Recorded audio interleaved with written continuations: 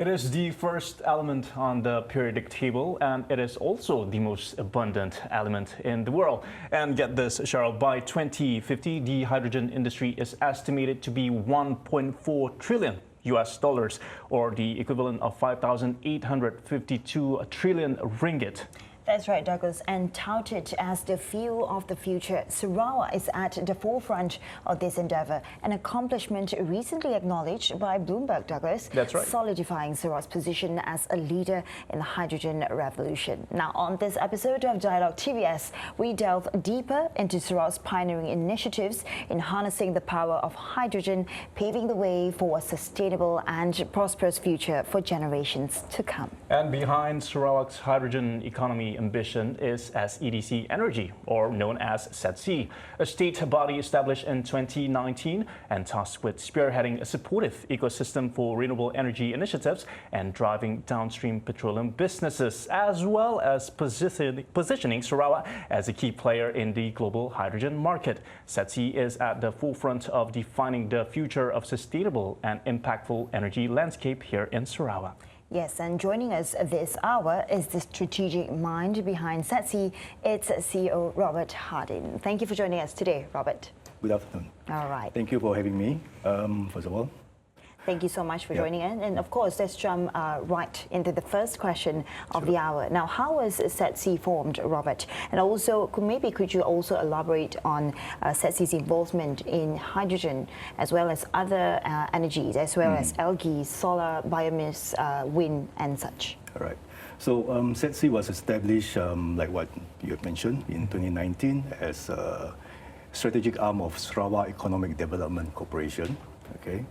And our purpose is to spearhead the transition towards a sustainable energy future for Sarawak, right? So our mandate encompasses diverse array of initiatives, all low carbon or clean energy, covering hydrogen, algae, other type of biomass, potentially solar, and also wind, right? So we started from pioneering hydrogen production to harnessing the power of biomass, right? We started with hydrogen first, and then now we're looking at the algae biomass, which is another renewable energy source as well.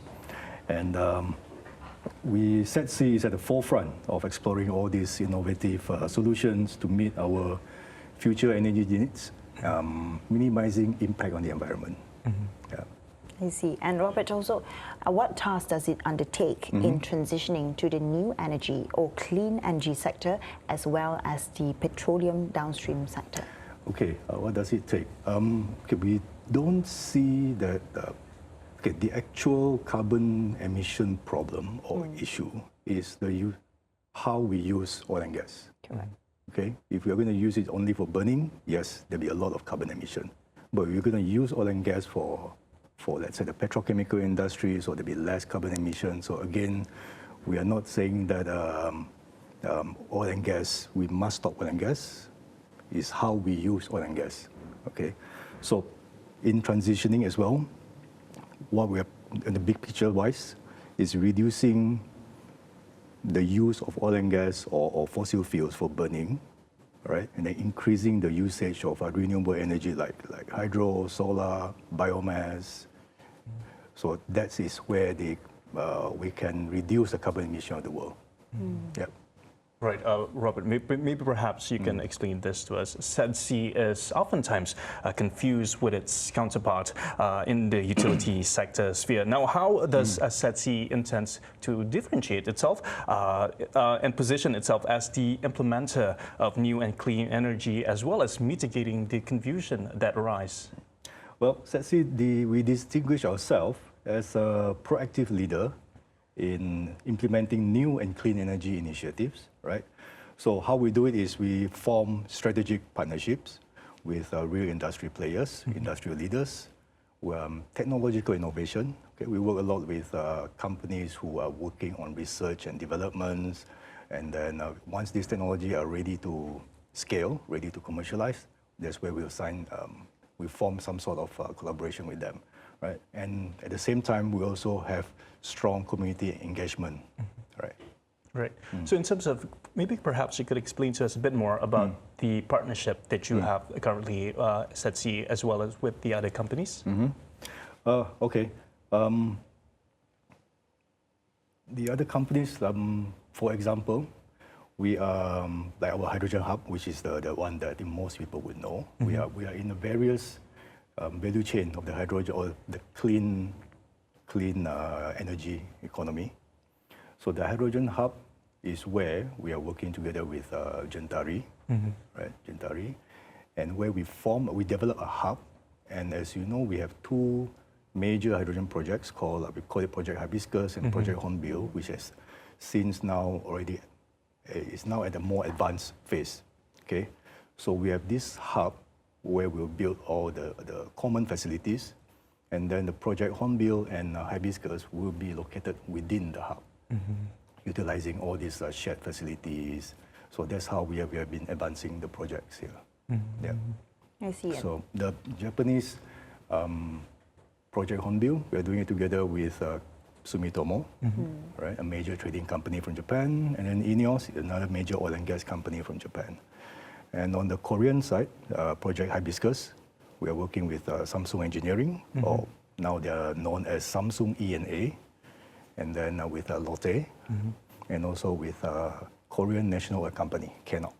So again, all these, what I'm trying to say is that all these partnerships that we have are with major established companies, right? So that's where SEDCE wants to quickly expedite these clean energy initiatives here in Sarawak. Currently, so the way I see it, the partnership currently is only East Asia, such as Japan as well as South Korea. What about other countries, perhaps Europe, or here in the region, like Southeast Asia region? Perhaps is there any partnership in the future coming along? There are definitely partnerships with, especially on the European side, right? As I think some of us are aware, recently there was a big group of EU ambassadors who came over to Kuching. So we had a very good session with them. So there are a few potential that will be coming out from that visit, right? We've been constantly engaging with them. And also not forgetting, we are talking to companies in the States, even in Canada. And of course, nearer to home, we'll be talking to companies in Singapore and Taiwan as well. And of course, some from China. Yep. This is an interesting endeavor to have collaborations and forging these partnerships with companies, with other regions as well, in years to come. And now comes into the question, of course, Robert. Financial uncertainty, definitely. In this new energy sector transition, it might pose as a major challenge. And of course, I think it still is. So, I mean, what are in your opinion, what are the short and long-term solutions SEDCE in navigating this is implementing to overcome this challenge and also move forward with these new exciting projects? So financial challenge, financial uncertainty is a real challenge, okay? In the new energy sector. So part of the intention that we had when we organized BETC recently, right, was to get people from financial sector and the industry sector together to understand each other, right? So we are definitely committed to overcoming this challenge. We have been doing it through a combination of short-term measures and long-term strategies. At the same time, simple things are prudent financial management, strategic investments in promising technologies as well, diversification of our revenue streams, right? So hence why we're in different parts of the value chain. And then, of course, forging strong partnerships with industry players and financial institutions. So we don't only form with technology companies or industry players, we also have, we engage very closely with all various type of financial institutions. Right, Robert, you mentioned something about Borneo Energy Transition Conference, or BETC 2024. Maybe perhaps you can share with the audience as well what are the resolutions that have been achieved during the conference itself. Okay, like I mentioned earlier, I think we achieved our target, our objective of significantly bridging the gap between the industry players, the new energy industry players, together with the financial institution, right? So now I think both have a better understanding on what's needed. So I think we can move forward easier. So these resolutions aims to address challenges such as the financial uncertainty, regulatory barriers. So we formed quite a few collaboration during that conference, big and small. Some you see on stage, some were done off stage, right? And then we streamline investment processes, okay? And then of course we also promote policy framework that will support what we do in the sustainable development. Any major development perhaps after the conference itself? Okay, after the conferences itself, I think banks or financial institutions, they have a much better idea and they are more aware of what are the risks involved, and then we are more aware of what's needed or required by the bank. Okay, we understand what do they need for risk mitigation to finance such projects, right? So moving forward, we see all these collaborative initiatives and policy frameworks emerging from the conference will play a crucial role in unlocking the full potential of the energy transition and driving positive change here. So I hope that come 2026, when the second installment of SEDCE will be something that all of us will be looking forward to. I see. Now that's truly a little bit of a reveal by 2026. There's much more that Sarawak and also SEDCE is planning to hope for by then. But before we go in further, Robert, I'm so sorry, but we'll continue again, and Dialog TVS will be back after the break. Don't go anywhere.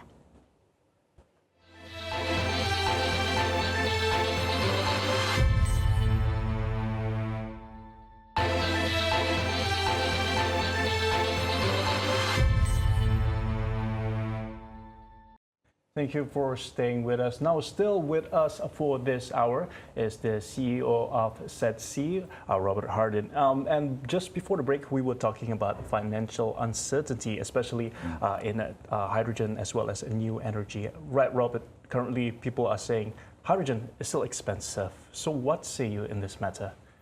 Right.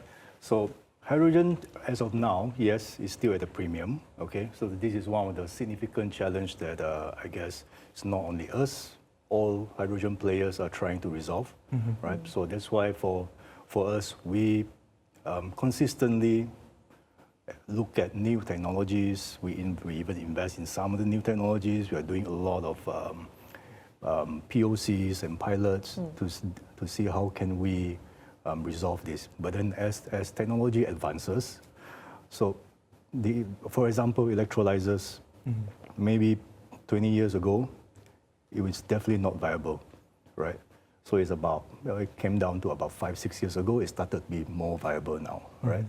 So because of and also we can't really just see it as the cost of producing it is expensive.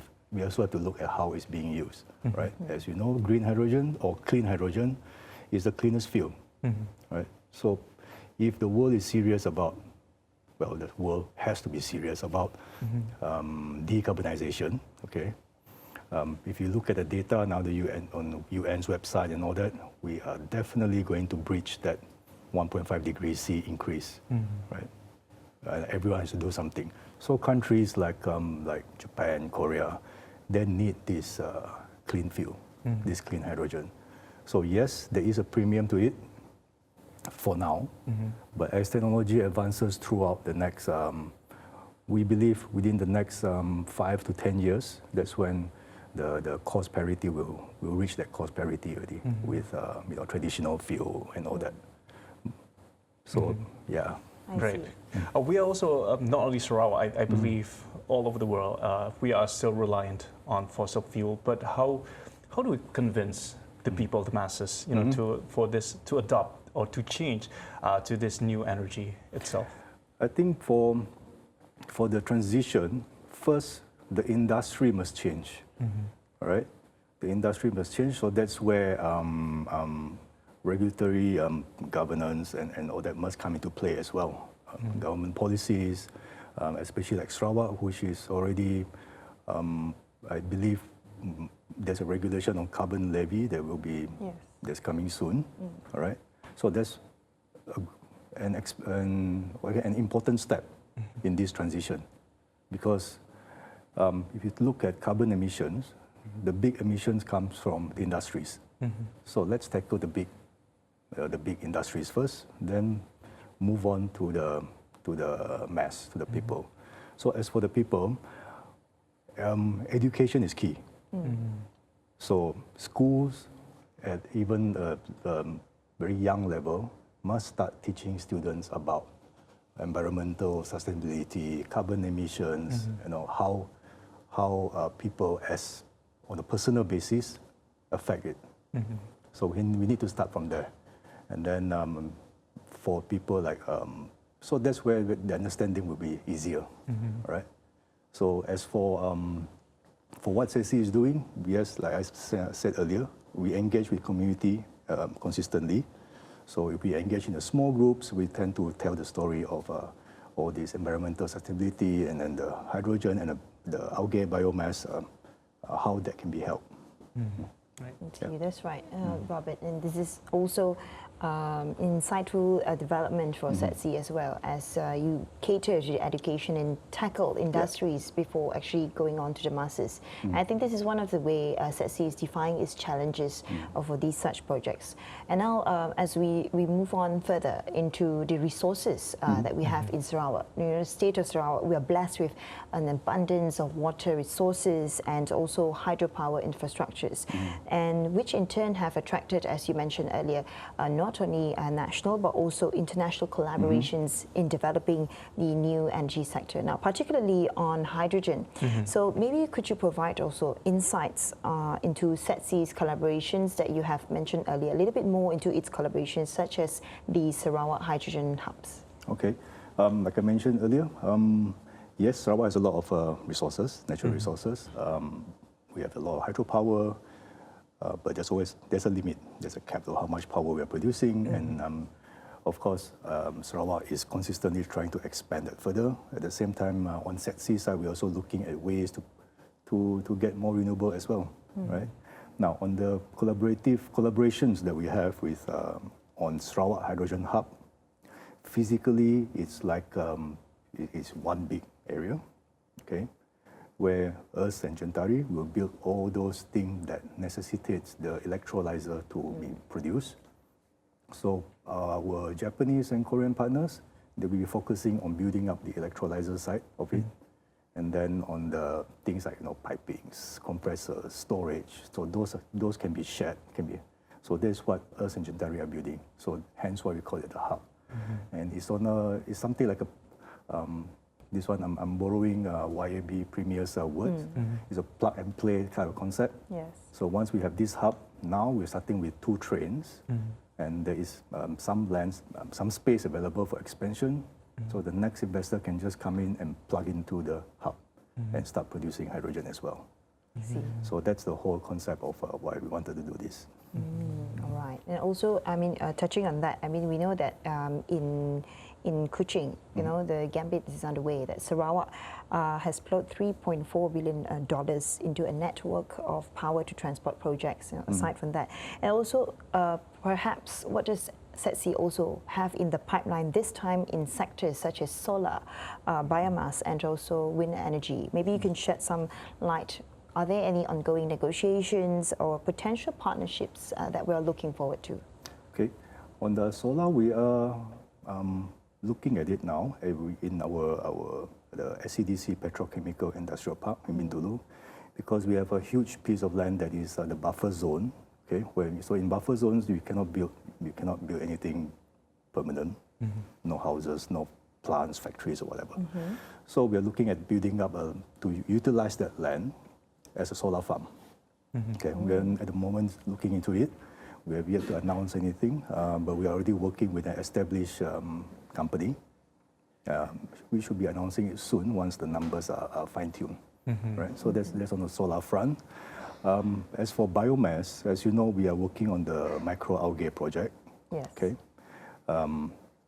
We have already started our pilot farm in Bintulu, and we have already produced first oil back in, I think it was November last year. Right? It's not much. we're now producing enough to be sent out to partners globally for their testing. They send to their labs, they test in their equipment and things like that. So far it's been good. We are looking at expansion now of that. So this algae project, basically we grow the algae, we harvest it. After harvesting it, for a simpler term, we squeeze the oil out, right? Squeeze the oil out. So the crude algae oil from there, we'll use it, then we need hydrogen again. Okay, so that's where the link is. I see. All right. So we'll need hydrogen again to synthesize that crude algae oil into sustainable aviation fuel and also green diesel. Okay. Now, there's a leftover biomass after we squeeze out all the oil. All right.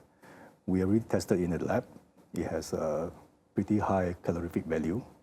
Okay. So if we mix it with the wood chips, turn it into pellets, we can burn that in a coal-fired plant. So immediately, let's say we mix in small percentage to an existing coal-fired plant. Let's say, for example, 10%. That coal-fired plant carbon emission will be reduced by 10%, roughly.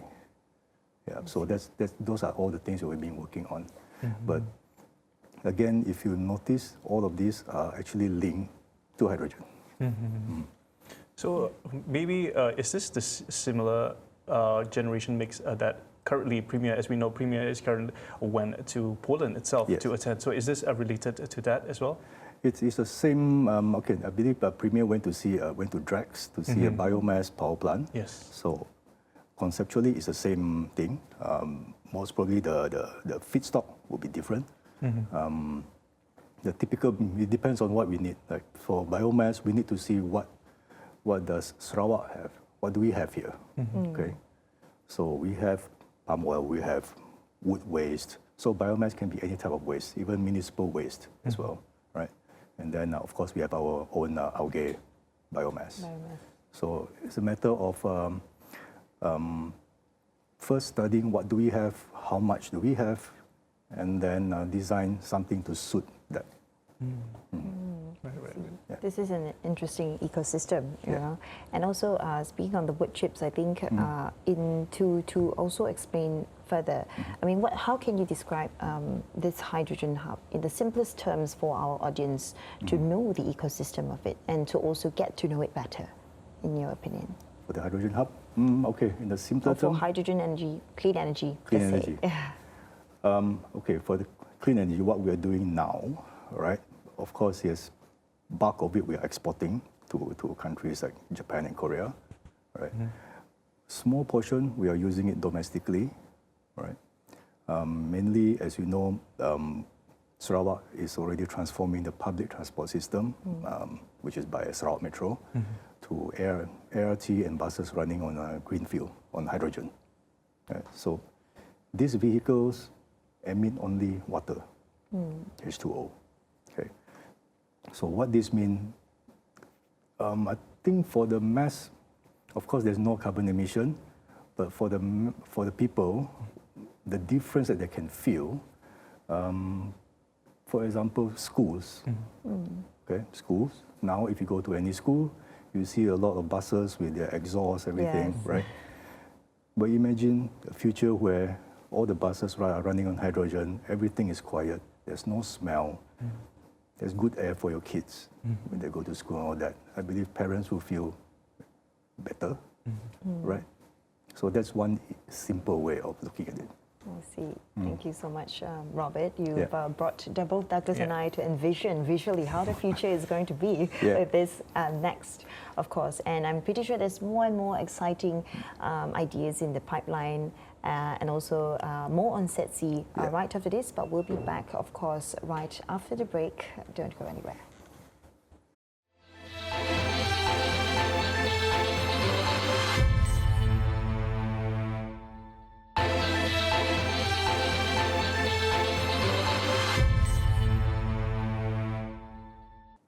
You're watching a Dialog TVS, where today we're discussing hydrogen economy, which is a big thing currently right here in Sarawak. Now, Robert, Premier of Sarawak, Dato' Petinggi Tan Sri Abang Johari Tun Oping, has made it a point that 2027 will be the year that Sarawak will be the year for it to become the hydrogen hub to commence its operations. We're only 3 years away. Do you think that this ambition can be realized by then? Yes. So YB Premier's target of the operation or commencement of Sarawak's hydrogen hub by 2027, it is going to be a significant milestone in our journey towards energy independence and sustainability, right? So stakeholders and the public can expect transformative developments, including infrastructure projects and technological advancements and partnerships that will propel Sarawak towards its energy goals while growing the economy and also the environmental stewardship. Yeah. So maybe perhaps you could provide us a bit of insights into any development, especially towards realizing this ambition. Okay. So realizing that ambition would be all the, like earlier segment I mentioned about all our collaborative partners and partnerships, all that. So all our partners, we are working towards that goal, all right? So it's not just the hydrogen hub in Bintulu per se. So we are making like Sarawak the hub for new energy, right? So that will include also our projects in Kuching, where we are producing hydrogen to supply to the public transport system, right? So that is already, and as you know, we already have our multi-fuel stations, right? Which we are already producing the hydrogen. So that itself is just how Sarawak is already as a hub, right? So, so in the near future, I think the public can expect SEDCE to continue championing the new and clean energy sector through bold initiatives and groundbreaking advancements. Yeah. I see. Right. And of course, SEDCE is expecting to have a milestone year this year, in transition to its commitment towards 2027 as well. And also, as we quote from our Premier, Sarawak's Premier, Dato' Petinggi Tan Sri Abang Johari Tun Oping, mentioning that we're no longer in the digital economy, but now in the renewable economy. I mean, what's your take on that, and also on transitioning this from not only being a consumer, but also a provider of this? Yeah, I believe for us to transition to this new energy economy, apart from just developing all these projects, we also need to invest in new technologies. We need to invest in knowledge. Yes. Okay, so that's why SEDCE, we are looking at various types of technologies to see how else can we produce more, if it's hydrogen, we have different type of hydrogens, but now we are calling it clean hydrogen, all right, or else there is a rainbow of colors to mention. We're looking at producing hydrogen from our municipal waste, from the landfills. Even that, we're looking at producing it from potentially palm oil mills. Okay, so we need to invest in such technologies now. Yes, a lot of it is not at a commercial scale yet, because by the time it goes to commercial scale, we need to wait a while. But for us to have the competitive edge, we need to go into these technologies right now while it's developing, and bring these technologies while it's developing to Sarawak, get our people involved in it, learn, then develop the technology until it becomes commercial, right? So this is how we can build up the Sarawak people's knowledge. So instead of mere being, like what you mentioned, instead of just being a mere consumer, we become the technology producer, Yes. right? So Sarawak holds all these technology IPs. I envision that to happen in Sarawak in the near to midterm. Right. You're talking about, sorry. Sorry if I may, you're talking about investments and technologies as well, but is there any initiatives underway perhaps to train our own people more on human talent, skills development to make sure that Sarawakians can contribute to this as well and benefit from the sector so that they can earn higher income in the future as well. Yeah, definitely. So what we are doing is we have been engaging local institutions where they train people like Sarawak Skills and ICATs and a couple of local universities, where we are trying to see how can we develop certain programs, which is either to upskill or reskill or our people, our students, or our even current workforce who wants to be involved in this new technology. At the same time, we're also working with global engineering firms, technology firms who are working on a lot of research and developments. We're working to them to bring some of these technologies here, right? To do pilots, to do POCs, and we hope to be able to get our local people from all these local institutions to be involved with these projects, right? So that's how we're hoping that we can upskill. You mentioned upskilling and reskilling. Yeah. You can delve further into, in navigating clean energy as a new frontier. What are among the efforts and initiatives that SEDCE is coming into in playing this important role?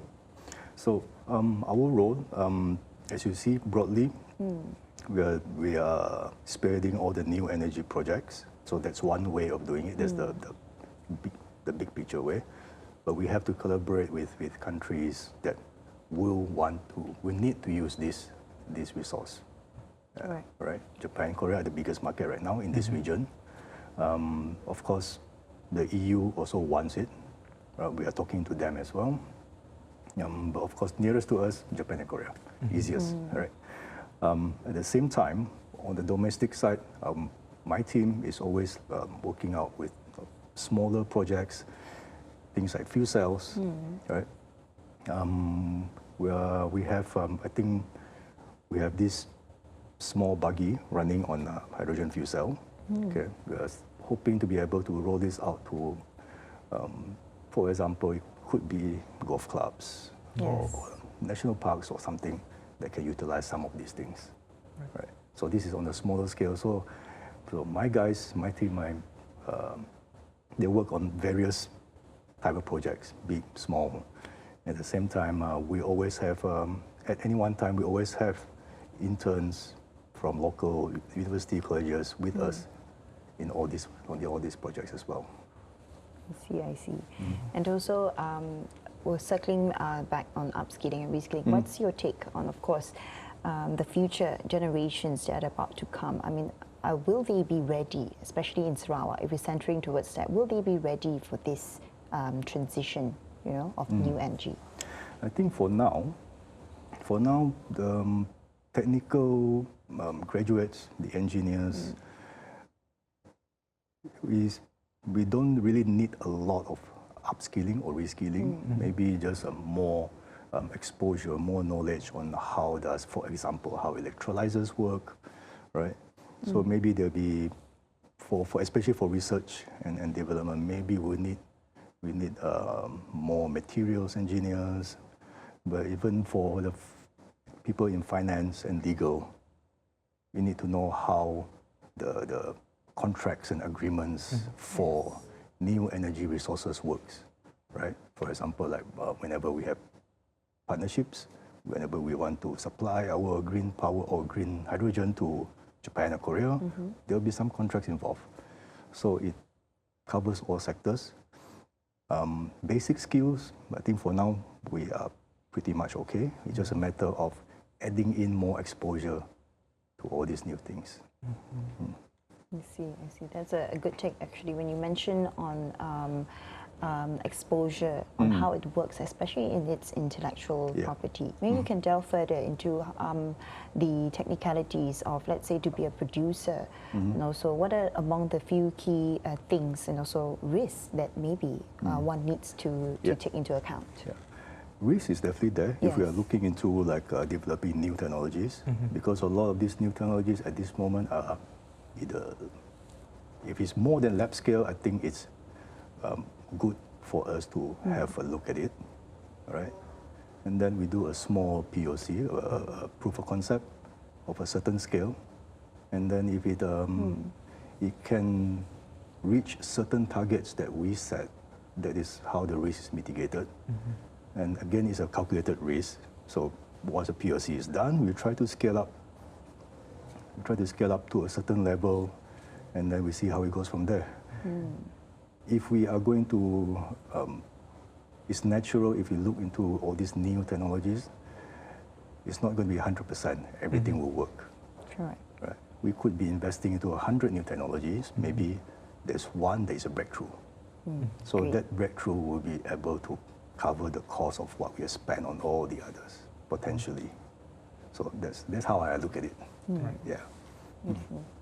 Well, that's great, Robert. Thank you also, for delving into this is actually a significant topic that one should know on the exposure. Now, so there's of course calculated risk as well. Yeah. But how to overcome it? I think that's one of the roles that SEDCE could also bring into this endeavor. Well, for the viewers out there, don't go anywhere. We'll be back with Dialog TVS after the break.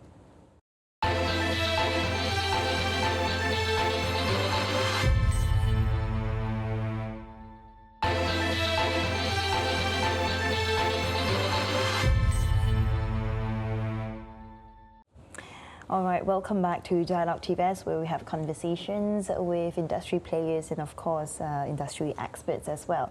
And you're still back with both Douglas and I, and of course, Robert. Thank you so much for being here alongside with us today, and also to share with us in SEDCE's role in navigating this new frontier, which is green energy as well. So just now earlier, we mentioned also on the initiatives and collaborations that SEDCE is about to navigate in Sarawak, and the state is hoping for a milestone year. Now, we're touching on the milestone year. Just now you mentioned the recent SEDCE 2024 conference. It definitely had a resounding success, albeit it's first this year, with resolutions, I think, reached between the new energy and financial sectors. And we also revealed on SEDCE 2026. So for the audience at home, maybe they want to know, and also for the stakeholders, what's to expect for SEDCE 2026? All right. So I think first of all, I would like again to thank all the participants and all the supporters of SEDCE 2024. Like what you mentioned, it was a resounding success. So the next installment will be SEDCE 2026. I believe there will be pretty good surprises during SEDCE 2026. And definitely we expect more participation, a much better, more in-depth conversations on the energy transition field, because by then most of our projects, not only SEDCE, it could be other global projects, would have advanced a lot more by then, by 2026. So conversations, especially with the financial guys, with the industry players, will be a lot deeper. So look out for our SEDCE 2026. Right, Robert. Perhaps early on in our intro, we did mention something about Bloomberg's recognition of Sarawak's hydrogen initiatives. So what does this acknowledgement signify, not only to SEDCE, but to Sarawak as well, as a whole? Yeah, I believe with Bloomberg's acknowledgement of Sarawak, it really put Sarawak on the map in the world. All right. I believe now if you go to any major or global conferences related to energy, the moment Sarawak is mentioned, or people know where is Sarawak and what we do here, right?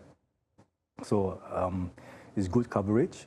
It definitely gives us the support as well to drive the projects, and then it's also a good way for us to reach out to other players which are further away in the States or Europe or Canada, other countries which might not have known us before, but through this type of coverage they know us. And that's how we also get to know what are they doing, what are the challenges they face. Then we'll learn from each other, because in this new energy transition, I believe everyone have to collaborate, work together, learn together. So that's how we make it work. Yeah. And also in the article, perhaps Premier himself, he said that it is a risk. It is a calculated risk, and you did mention risk as well before the break earlier on. But what do you have to say to the naysayers of Sarawak's hydrogen ambition? Simply put it, if you notice, our YB Premier spoke about hydrogen quite a number of years ago, right? Back in, I think, believe 2017. I mean, to the media. Of course, I'm sure internally he has been thinking of designing it, talking about it. At that point in time, not many people talk about hydrogen, right? But the belief that Sarawak has the potential to be that, to produce hydrogen, to be the hydrogen hub. But look at today, how many countries are there in the whole world touting hydrogen as the fuel of the future, which is true. It's clean, it's zero carbon emission, right? So, yeah, it is, we have to believe in this new technology. Okay, we cannot just, I would say, put it this way. We cannot stay put, we have to change. We have to change with times, right? If this helps the world, we have to do it. And this is Sarawak's, it's actually Sarawak's way of helping the world to negate carbon emission. And the world, what do you call it, the increase in the temperature as well. So this is actually quite worrying if you study the data. For those who understand, you try to learn about it, read more about it, go to UN's websites or other websites. If you think about it, if we are definitely going to breach 1.5 degrees C now, and we don't do anything, nowadays you feel like it's hot, but once, 5 to 10 years from now, we don't do anything, it's going to be worse. Yes. And also, Robert, maybe climate change is actually one of the SDG goals that we are about to actually supposed to achieve.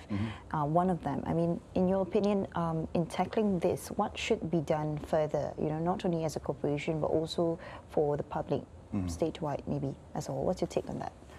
You take some time, like I said earlier. First, we need to tackle the industry. All right? I don't have the numbers with me, but industries emit the most as a whole. Yeah. Okay. Then once we have the industry is under control, then one way is like what Sarawak is doing, transforming the public transport system. Okay. Apart from that, once we have done with that, that's when I believe the message and awareness among the mass is there. Then I guess most people will eventually be more careful of carbon emission. Yeah. Yes. And any specific advancements aside from that initiative that SEDCE is going to have? Perhaps you can reveal something in the near future or in the nearest future? Nearest future. Let me talk about long future. Sure. Yep. Nearest future, because we have a number of projects that will be announced in the next few months, small things. But in the long term, again, it ties to what you mentioned about the cost of producing it is expensive. So one way we are looking at is to, instead of exporting the hydrogen out, why don't we bring the industries that utilizes this hydrogen into Sarawak? So basically, we save on the cost of shipping already. At the same time, we're also bringing in new businesses into Sarawak as well, right? And these are clean businesses or clean industries because they utilize the clean hydrogen that we produce. So we see that we already started talking to industries out there. Most are very receptive, so we try to work things out and see how to bring these guys here. The reason that they still need the clean hydrogen now to be shipped is because they want to decarbonize their existing industries and power plants and all that on that side. So after that's done, the next logical step, if they should not be expanding those there anymore, the expanding will be in Sarawak itself. Right. Robert, in Sarawak here, we have post-COVID-19 development strategy 2030. And on the national level, we have net R, which is what everyone is talking about right now. Yeah. So as the CEO of SEDCE, how do you see SEDCE aligning itself with both of these ambitions as well, both of these visions, not only for the state, but also for Malaysia as well? Yeah. So whatever that SEDCE is doing, of course, we are aligned to, we stand guided by PCDS 2030, right? And what we have always said is, and also again, like to quote YB Premier, if Sarawak is strong, Malaysia is strong. So whatever that we do aligned to PCDS 2030, it will support the national net R as well, right? So that alignment is definitely there. All our plans is, again, like I said, is stand guided by PCDS 2030. Yeah. I see. And into aligning this, I mean, SEDCE is also playing a very important role in envisioning not only PCDS but also NETR. Yeah. I mean, what are among the key highlights or perhaps challenges that could be actually seen in entrusting this vision as well? For okay, actually in NETR, SEDCE is one of the champions for hydrogen. Okay, in that NETR. So challenges that we see definitely are there, plus minus there. We're trying to overcome it as we go. There are definitely solutions out there to overcome all this. Also, we are trying to collaborate with our friends in the federal side as well. There are some agencies, ministries, or companies, GLCs as well, to work together on how to expand this, not only in Sarawak, to Malaysia as a whole. Okay, so we're working on a few things. I cannot announce anything yet until, but wait for surprises when it comes along. All right. Yeah. Okay. All right. And we'll be. I mean, both Douglas and I here. We are very fortunate to have the first few to know that there will be exciting reviews and surprises along the way. And also, thank you so much, Robert, for taking through this new energy transition and also journey, and also in letting us know on the implementation of this clean energy in SEDCE's role, of course, into this. And of course, before we end the session, maybe you have any final message that you would like to relay to the audience on behalf of SEDCE. Okay, first of all, thank you for having me. So I would say I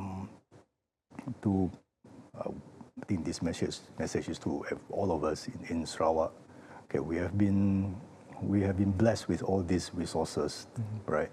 So, and it's our collective responsibility on how we use these resources, not only to help Sarawak, but also to help the world, right? There's only one world, and we should be doing our part as well, as should everyone else, to counter this climate change. Yeah, thank you. Thank you so much, Robert, of course, and thank you so much. And for the viewers out there, stay tuned. And here with me, Shal Shamato. And I'm Douglas Elliott. Thank you for tuning in to Dialog TVS. Till next time. Hydrogen is one of nature's most abundant elements on Earth. It's not only odorless, colorless, non-toxic, it exists in great amount in water. It's also a highly efficient fuel. The use of hydrogen for clean energy is not a new phenomenon. In countries such as Norway, Germany, China, Japan, and Korea, hydrogen energy is increasingly applied for domestic use, such as in fuel cell-powered electric cars, buses, and power plants. For decades, studies have been done around the world in developing the cost-effective use of hydrogen as a sustainable alternative fuel. In Sarawak, we are blessed with an abundance of water, ranging from rivers to dams, which are great sources of water for efficient production of hydrogen. At the hydrogen production plant, hydrogen is extracted from water through a process of electrolysis, which separates hydrogen from oxygen in the water. This extracted hydrogen is then stored as hydrogen fuel.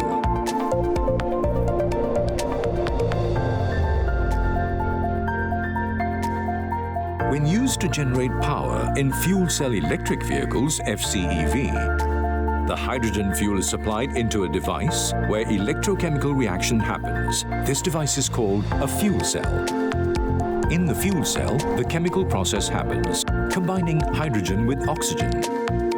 This combination results in an electrical current. Unlike fossil fuel, which is limited in amount and contributes to pollution, hydrogen is just the opposite.